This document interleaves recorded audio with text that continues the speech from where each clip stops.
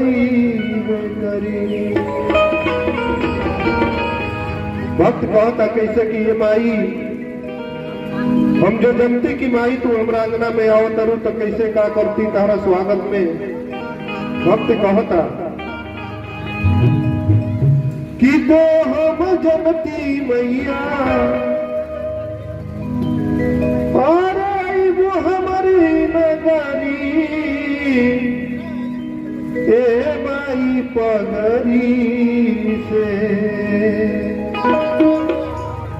कि वो रही बहारी देती नगरी ए माई पगरी से।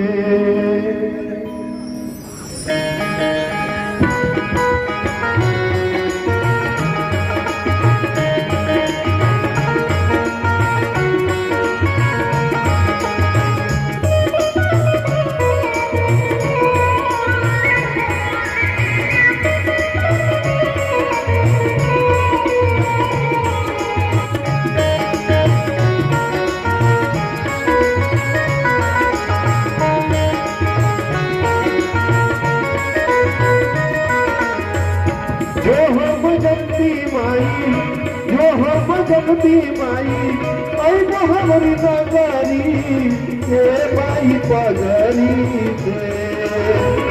जो हम जगती मैया आई तो हमारी नगरी ए माई पगरी से। वो रही बहार देखी नगरी ए माई पगरी से। वो रही बहार देखी नगरी माई पगरी।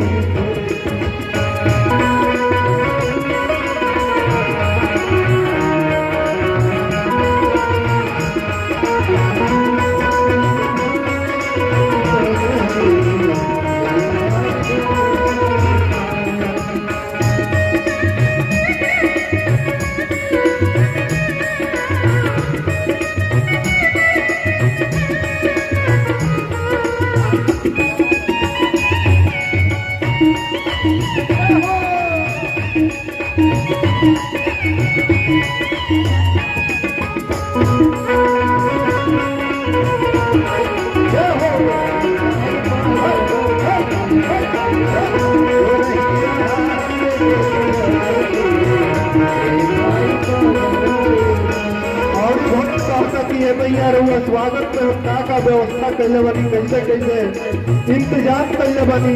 भक्त कहता गैया के गोबरा से आंगना लिपवनी गैया के गोबरा से आंगना लिपवनी गैया के गोबरा से आंगना लिपवनी गैया के गोबरा से आंगना लिपवनी। भक्त कहता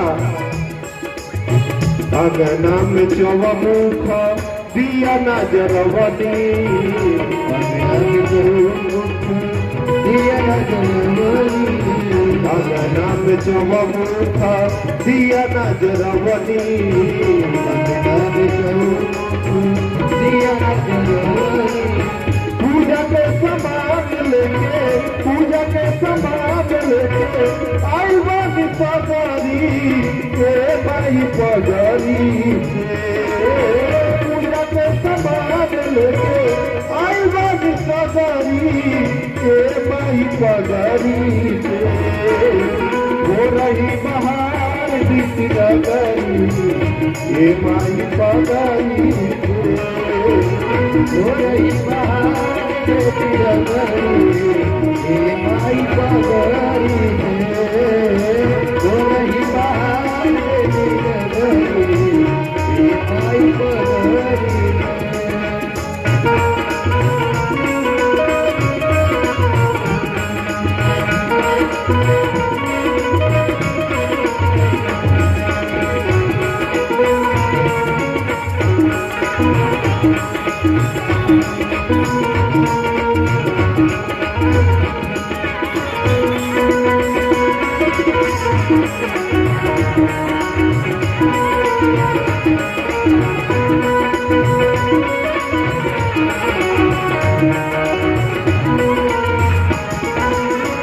भक्त ये माई से कहता नहीं हो रहा करता कि ये भैया हम अपन सारा व्यवस्था लेके रहुआ चरण में आई बनी माई हमारी इज्जत लाज रखे के बाद भक्त कैसे कहता गिरी जोगिंदर भवना तोहरे चरण में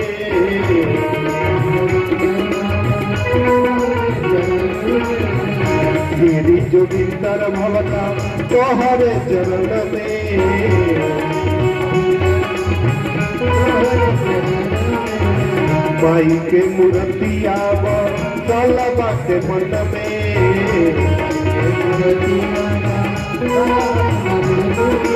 कहता है भैया भाई जो मूर्त बा ये मूर्त हम अपना मन में बसा लाला बनी माई रौरा छवि के दिन रात ध्यान करतन माई अवो से हमरा पर कृपा करी भक्त कैसे कहता गिरी जोगिंदर भवना तोहरे चरण में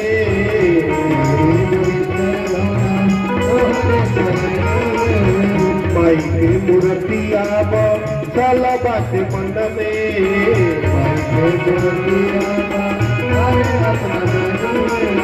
माई के मूर्तिया चल बाटे मन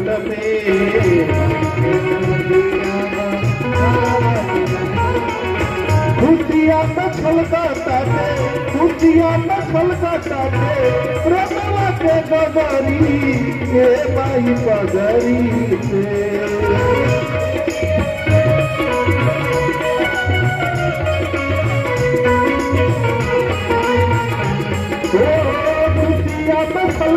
खुशियाँ में छलकाता है प्रभुआ के गगरी ये माई पगरी से। और जितने भी लोग यहाँ पे हैं सब लोग एक बार जयकारा बोलेंगे बोलिए दुर्गा मैया की और ताली बजा के कहना है क्या कि भोर ही बहार बेटी दादाजी हे माई पावाली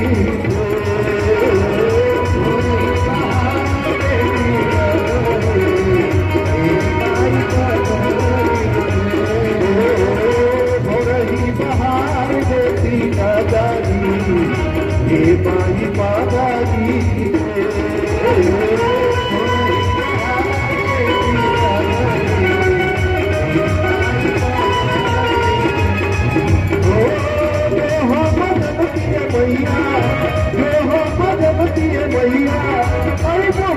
पावाली ये माई पगरी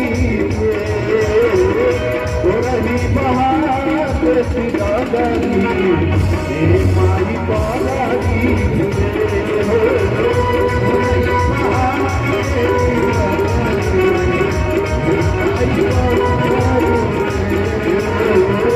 रही बहार सिगरी ये माई पगरी